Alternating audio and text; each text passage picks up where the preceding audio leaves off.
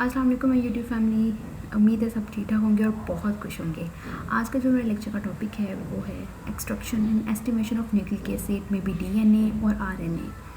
सो lecture जो मैं आज का स्टार्ट करने से पहले आप सब व्यूअर्स को कहूँगी प्लीज़ मेरे चैनल को लाइक एंड सब्सक्राइब कर दीजिएगा ताकि मेरी आने वाली नेक्स्ट वीडियोज़ आपको साथ साथ मिलती रहें।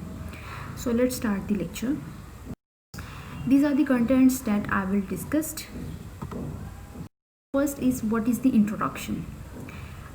Basically, nucleic acid are large or single-stranded chain of nucleotide substances.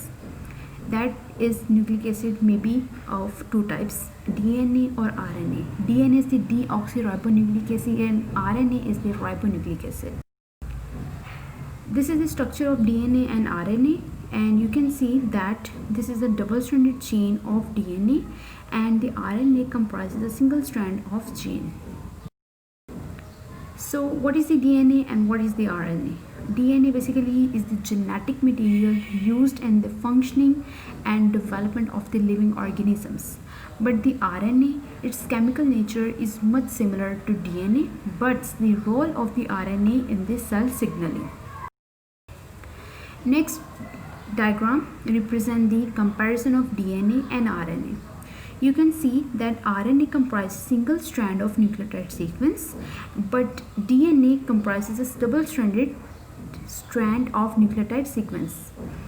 And the other difference is RNA containing cytosine, guanine, adenine and uracil bases, but the DNA contains cytosine, guanine, adenine and thymine bases. So the difference between thymine and uracil, the RNA contains the uracil but the DNA contains thymine base. Next, this structure of DNA, you can see that sugar phosphate backbone is present and the adenine and thymine, and these are the bases that make bond to each other. So adenine makes bond with thymine and cytosine makes the bond with guanine. This diagram of the single-stranded RNA. Then the chemical structure of RNA, you can see this is a ribose structure is present, and the third carbon, the phosphate group is present, and on the one carbon the guanine is present. So the RNA is called ribose nucleic acid because they contain a ribose structure. Next, the chemical structure of DNA. The DNA that is contain purine bases and pyrimidine bases. The purine bases that it comprises adenine and guanine bases, but the pyrimidine bases that is contains cytosine and thymine base pairs. So you can see the chemical structure of the DNA. Next, what is extraction? Basically, extraction is the process of purification of DNA or RNA from a sample.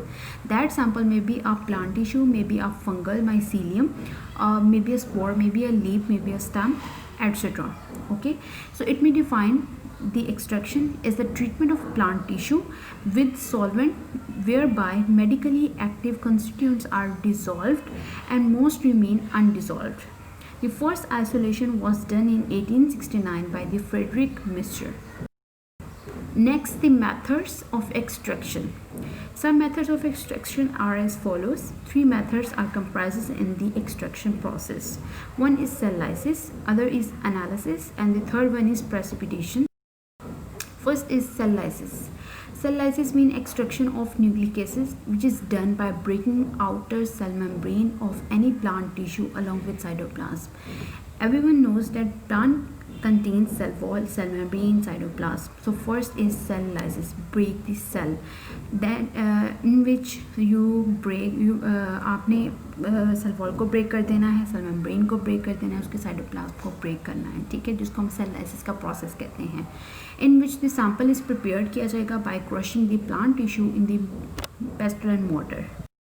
Next, you can see the diagram of DNA extraction. You can see that DNA, any tissue extract and first by the process of cell lysis, which is contain physical or chemical processes. Then you wash steps. First is removal of membrane lipids, and by using detergents, and then again wash step, in which protein denaturation and removal by the protease treatment, and the next is removal of other cellular contaminant by the wash step, and the last one is RNA removal by the RNase treatment, and at the end we can purify DNA and we can suspend in the DE buffer or in the water. Next is precipitation. What is the precipitation? Basically, precipitation is collected by the centrifugation process, in which we use the excess salt and 70% ethanol and then centrifuge to discard the supernatant. At the end we can purify the DNA and it is suspended in the DE buffer or sterilized distilled water. The next step, that option in the precipitation of DNA, which is improved by adding the sodium. You can see the diagram of the DNA precipitation. First, the Eppendorf tube that contains tissue at 200 microliter extraction buffer, and after then you centrifuge the Eppendorf tube for 4 minutes, so you can get the supernatant. Discard the supernatant and then add again 200 microliter 5 molar potassium acetate and equal volume of PCl, and then again vortex for these 7 minutes.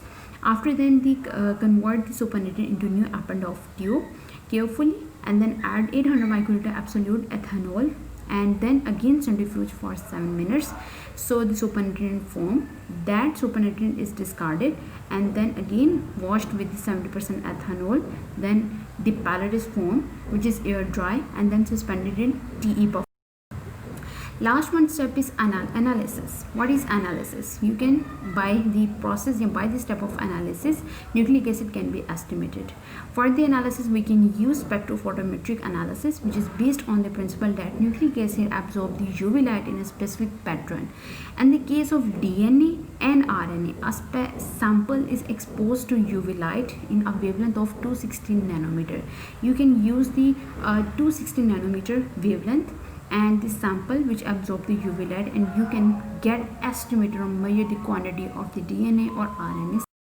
You can see in this diagram that a sample is placed here and a diode array, a UV light is passed from that sample, and you can get a graph here, and you can check that the sample which absorb the UV light rays at a specific wavelength and estimate the concentration of the DNA and RNA. The conclusion is extraction and estimation of nucleic acid is done in molecular biology by the chemical methods in plants. Thank you so much.